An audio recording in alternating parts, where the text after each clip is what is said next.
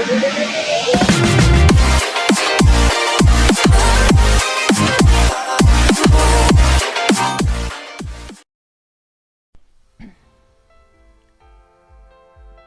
assalamualaikum warahmatullahi wabarakatuh. Di video kita kali ini kita akan membahas tentang materi statistika pendidikan, yaitu analisis korelasi. Oke, apa itu uji analisis korelasi? Oke, sekarang kita mulai dari permasalahan dulu ya. Contoh kasusnya adalah seperti itu. Silakan Anda bisa melihat kasusnya. Anda bisa pause dulu. Oke, di kasus ini ada seorang guru akan meneliti tentang apakah terdapat hubungan pada kemampuan literasi dan pemecahan masalah. Jadi dua variabel ya, literasi sama pemecahan masalah itu ada hubungannya nggak sih dua kemampuan itu? Lah, kita akan menguji, kemudian kita mengambil sampel 23 siswa. Kemudian kita tes, misalkan ini dari populasinya misalkan seluruh kelas 10 ya, kelas 10 itu misalkan ada 10 A, B, C, D, E. Kita ambil 23 siswa secara acak ya, kemudian kita tes ke 23 siswa tersebut. Misalkan yang kita ambil 23 ya. Kemudian kita beri tes literasi dan tes pemecahan masalah. Kita akan analisis datanya apakah ada hubungan atau enggak antara kemampuan literasi siswa dan kemampuan pemecahan masalah siswa. Nanti populasinya seperti uji statistika parametris yang kemarin. Ini kesimpulannya berlaku untuk semua populasi. Oke, untuk itu kita buka SPS-nya terlebih dahulu ya. Kita masuk ke variable view. Di baris yang pertama kita beri simbol X. Nanti dikorelasi akan mengenal simbol X dan Y. Ya, ini artinya dua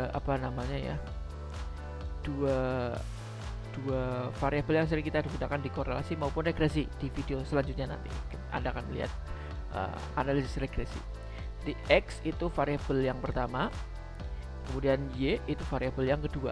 Oke, sama-sama kita desimalnya kita buat 0 ya, sama-sama kita buat 0. Kita view seperti ini, akan ada kolom X dan kolom Y. Oke, data kita masukkan langsung ke SPSS kalau ada bisa. Kalau nggak bisa ya bisa lewat Excel dulu. Kalau nggak bisa lagi ya via ketik manual ya, diketik manual. Oke, sudah seperti ini ya. Ini kemampuan literasi berarti yang ini ya, kemampuan literasi itu kita anggap di SPSS berarti yang X, dan kemampuan pemecahan masalah kita anggap adalah yang Y. Oke, Y adalah pemecahan masalah. Oke, kita taruh di sini. Oke, sudah masuk datanya semuanya. Oke, kemudian analisis yang pertama kita lakukan adalah uji normalitas.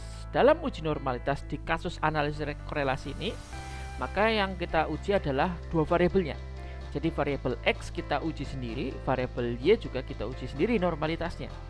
Jadi X itu harus normal, berdistribusi normal, yang Y juga harus berdistribusi normal.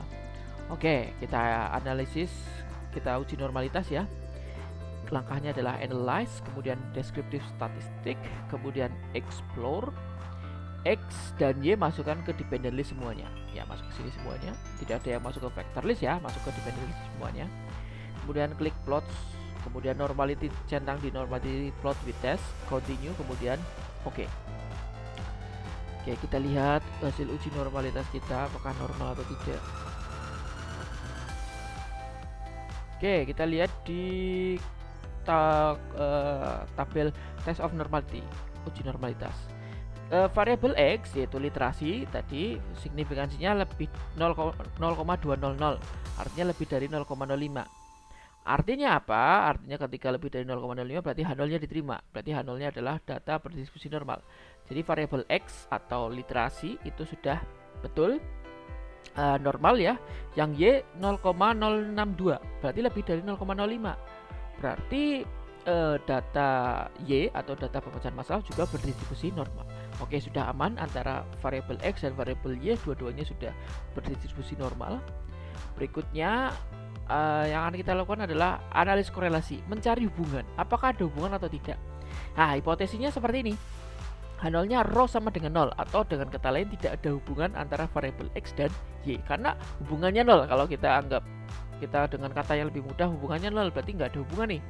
Kemudian kalau H1 itu rho tidak sama dengan 0 atau ada hubungan. Oh, berarti hubungannya itu tidak sama dengan 0, berarti ada nih hubungan antara X dan Y. Oke, kita lakukan analisis ya. Kemudian analyze ya, analis korelasi kita. Kemudian masuk ke correlate. Kemudian bivariate. X masukkan ke variabel, Y juga kita masukkan ke variabel. Langsung oke saja. Oke, kita lihat nilai signifikansi kita adalah 0,000. Lihat yang mana? Yang ini atau yang ini? Sama saja, karena ini sama nilainya. Ini X terhadap Y di sini, ini Y terhadap X. Ya kan sama saja nilainya, mencari. Ya, nilainya adalah 0,000. Artinya di bawah 0,05. Kalau di bawah 0,05 maka H1 yang diterima. H1-nya adalah rho tidak sama dengan 0 atau ada hubungan. Oh, berarti antara X dan Y, antara literasi dan pemecahan masalah itu ada hubungan. Kalau dalam matematika tidak sama dengan 0 itu ada dua kemungkinan. Bisa lebih dari 0, bisa kurang dari 0. Kalau lebih dari 0 artinya positif, kalau kurang dari 0 itu artinya negatif. Jadi kalau lebih dari 0 itu hubungannya positif, kalau kurang dari 0 itu hubungannya negatif. Nah, sekarang mana hubungan positif sama negatifnya? Kita lihat dari nilai Pearson correlation-nya antara X dan Y itu 0,890. Berarti positif. Jadi kalau nanti hubungannya negatif, di sini ada tanda negatifnya. Minus, di sini ada minusnya.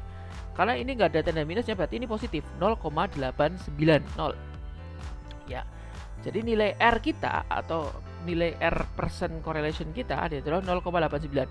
Artinya nilainya kan positif. Berarti hubungannya adalah hubungan positif. Apa artinya hubungan positif? Berarti kalau kemampuan literasi pemecahan masalah naik, maka kalau kemampuan literasinya naik, maka pemecahan masalahnya juga naik. Itu searah. Tapi kalau nanti Anda menemukan kasus di mana R-nya itu negatif, maka kalau ini berarti hubungannya negatif atau berbalik arah. Kalau literasinya naik, malah pemecahan masalahnya turun. Kalau literasinya turun, pemecahan masalahnya naik. Itu kalau R-nya negatif. Tapi kasus kita R-nya adalah positif nih, positif 0,890 karena tidak ada tanda negatif di sini. Kemudian berikutnya yang bisa kita lihat adalah koefisien determinasi, yaitu nilai R square. Dari mana? Kita kuadratkan aja nilai ini 0,89. Anda gunakan kalkulator seperti itu. Kita gunakan kalkulator dapat nilai 0,79. Nah, 0,79 ini kalau kita konversi yaitu 79%. Artinya bahwa hubungan X dan Y itu adalah hubungan yang tadi hubungan searah ya, atau hubungan positif. Jadi X naik, Y naik juga, itu hubungan positif. Dan kuat hubungannya itu adalah 79%.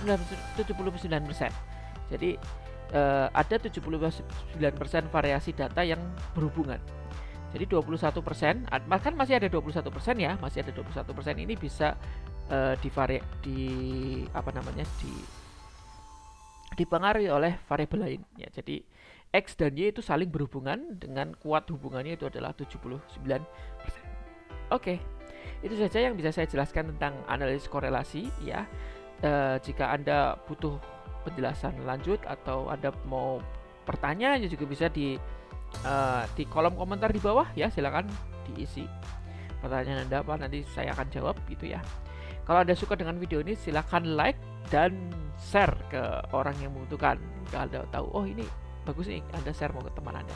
Oke, dan jangan lupa yang paling penting adalah subscribe channel YouTube ini biar semakin banyak subscriber saya, biar bisa semakin luas jangkauan untuk materi-materi saya. Oke, gitu saja yang bisa saya jelaskan untuk video kita hari ini. Terima kasih. Assalamualaikum warahmatullahi wabarakatuh.